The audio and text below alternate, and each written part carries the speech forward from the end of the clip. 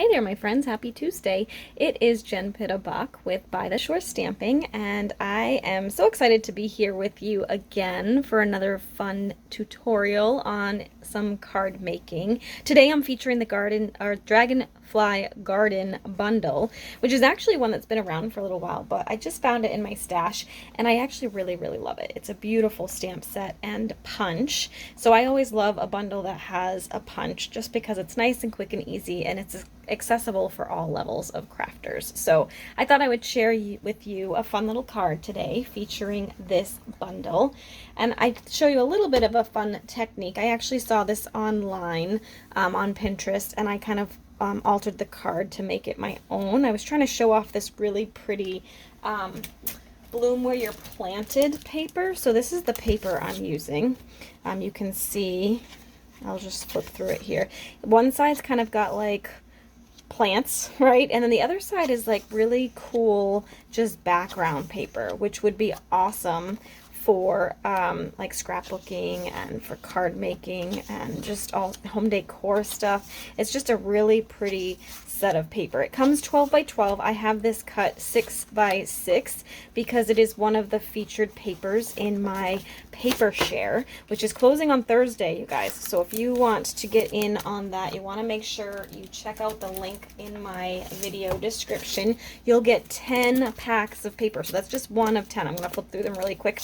These are 10 different packs of paper, and you'll get a card kit with each one to make with me at home. And on Monday, July 26th, I'll do a little paper party all day in a private Facebook group where we make the cards. You can, of course, watch them when you're free. If you're not free all day, you can go back and watch the video replays, but there'll be a card kit included in each one of these little packs that you can stamp along with me. There'll be a video demonstration of how to put them together. It's over 100 sheets of 6 by 6 paper.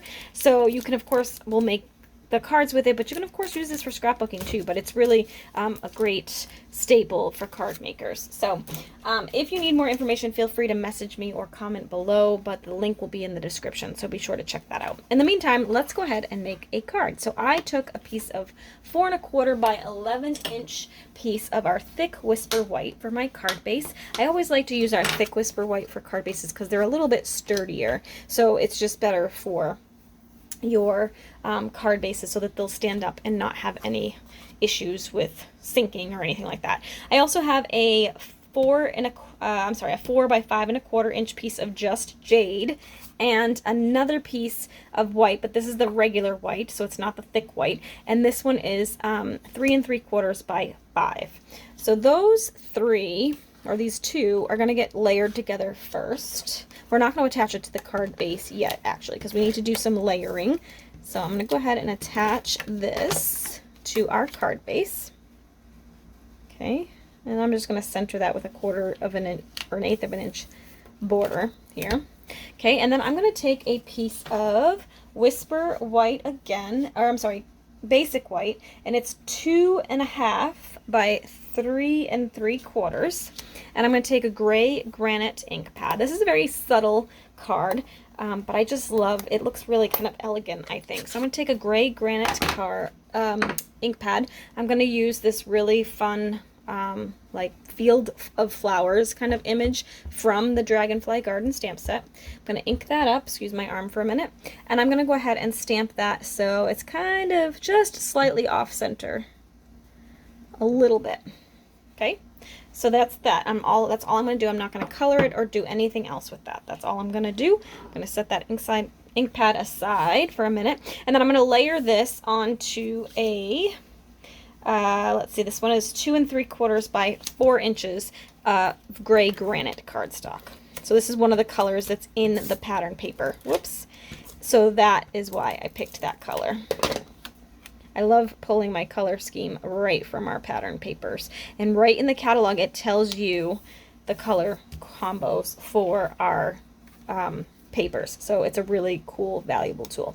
So I'm going to go ahead, I'm going to attach this to this layer, but I am going to leave more space on the bottom. So I'm going to kind of center it closer to the top. And we'll go ahead and lay that down. Oh, I see cat hair in the mix. like that. Okay, and then I cut 2 pieces of the pattern paper. They're both 3 by 3. And what I'm going to do is I'm going to take my paper trimmer and I'm going to line both of these points up right on my cutting track. So I want the point on the bottom to be right pointing to the middle of that track, and I want the point on the top to be pointing right to the middle. And then I'm going to hold that in place and I'm going to slice it right in half so I get 2 little pieces. And I'm going to do the same thing with the other side, or the other pattern paper. I'm going to line them up right on the cutting track, hold that in place, and slice them in half so I get 2 little triangles for both. I only need excuse me, oh goodness. I only need 1 corner for each of these. So I'm going to pick this one because that's kind of has the pieces facing like up, like this. And I'm going to put it on this side. And then I'm going to have this side will be over here. And I'm just going to layer those together. So you're kind of showcasing that pattern paper a little bit. I'm going to put the more subtle pattern on the bottom, like that. And we're just going to line it up with the white, the basic white layer. Whoops. I actually had some adhesive there, but that's okay. We're going to end up covering it, so it's fine. I'm going to go ahead, and I apologize for the sniffling, the sneezing. Just, it's been really bad with my allergies lately. I don't know what it is. And actually, I have the air conditioning in the room right now because I was just so hot. And that sometimes makes me sneeze too. Okay, so I'm going to line those up with the edges of the white. And now I'm going to take some of our really pretty silver cording. This is part of the Simply Elegant trim. It has silver and gold, and it's part of the Simply Elegant suite. But I just thought it worked really well with like this gray and green color. I thought it looked really pretty. So I'm going to go ahead, I'm going to wrap this around a couple of times. And then I'm going to cut that. And I want it to kind of hit right where that like diamond meets together there. Not diamond, the 2 pieces of paper meet together. I'm trying to get this so it's straight here and tight. There we go. And I'm going to kind of tie a little bow off to the side here. I usually tie a knot first just because it secures it a little bit. I will say this cording can kind of come untied pretty easily, so you could also use a little glue dot right here with the bow. But I'm just going to kind of pull it really tight. I'm going to kind of floof it up a little bit and then shorten those tails just a tiny bit. I do want it to kind of hang a little bit. So there we go. And then I'm going to attach this to my card base with some Stampin' Dimensionals. So we'll grab some of those. I always put 1 in each corner and then a couple in the middle so it doesn't sag. And then we just have a little bit of more embellishing to do on this card. Well, of course we need a sentiment, so I'll do that. Well, let's go ahead and put this here. I'm going to move this just slightly so it's not hanging off so much. And make it straight. And then attach that down. Now I have a 3/4 inch by 3 inch piece of Just Jade cardstock. I'm going to go ahead and use that same gray granite ink pad that I was using before. And I'm going to ink that up and stamp the sentiment in the middle of that paper. Okay, I'm going to then put this ink pad away so I don't have any accidents. And then I'm going to grab my, I forget what this one's called, it's like Lovely Pick-a-Punch or something like that, but it's got the 2 different banner ends here, and you can do 1/2 inch, 3/4 inch, or 1 inch pieces of cardstock. And I'm just going to slip that right in on the 3/4 inch, punch that, so you get that really cool little edge. And I'm going to do the same thing on the other side, so just slip it in and punch. And then I'm going to attach this to the card with Stampin' Dimensionals as well. I'm going to put 1 on each end, but because it's going to be overlapping that ribbon, I don't want it to be just like flopping around. Like if I put them right in the middle, it's going to basically be attached to this, so it's going to move with the ribbon. So what I'm going to do is I'm going to put 1 really close to this edge, and I'm going to put 1 really close to that edge. And that way it just kind of ensures that it's going to be making contact with the cardstock as well, so it won't flip around as much. I could probably put another one here and here too, just to really secure it, but I think it will be okay. So I'm gonna just, again, cover that little seam where they overlap. Make sure they're attaching to that paper.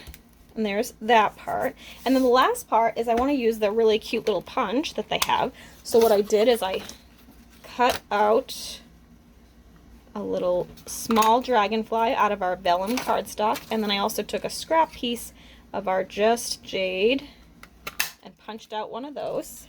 And now I'm going to actually attach this little dragonfly to the Just Jade one. I'm going to take a little piece of scrap paper and put a little bit of Tombow on it. And then I'm going to grab one of our old Stampin' sponges. We don't carry these anymore, unfortunately, but I still have some hanging around. You could use any sponge. If you had a little piece of like kitchen sponge or something like that, you could use it the same way. I'm just going to pick up that glue and I'm going to just tap it onto that the dragonfly rather. And then I'm going to attach it on top like so. Throw that piece away so I don't get anything stuck in glue. And then I'm going to try and do, yeah, before it really sinks down, I'm going to try and separate the wings so it doesn't stick. I tried to just stick the glue right in the middle of my dragonfly. Oh, it looks like it's a little loose. Let me hold that.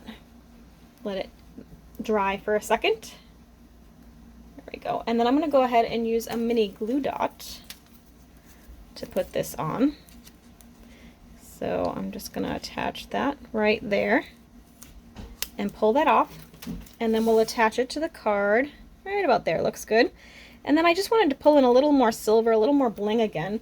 So I'm going to go ahead and grab my Take Your Pick tool and my rhinestones, and I'm going to use, you could use one of the really big large ones, but I felt like it was a little more chunky and clunky, so I grabbed two of the little ones because I feel like if you layer two of those together, it gives you more of an elegant look. So you always want to keep in mind what kind of look you're going with your card, and that way you can use and pick the right embellishments and layering to make it complete. So there you go. There's our finished card using that Dragonfly Garden stamp set and just some really fun papers. You can use this with any kind of papers. It's just a really fun and different layout and something that showcases the papers, but it's really simple to put together. You could of course eliminate some of the layers too if you didn't want to use that much cardstock, but I just think the layers give it a little more depth and excitement. So there you have it. Thanks so much for watching. I hope you liked this video. If you did, go ahead and hit like below, and it would really make my day if you would go ahead and subscribe. Have a great week, and we'll see you next week for another edition of Teach Me Tuesday. Bye for now.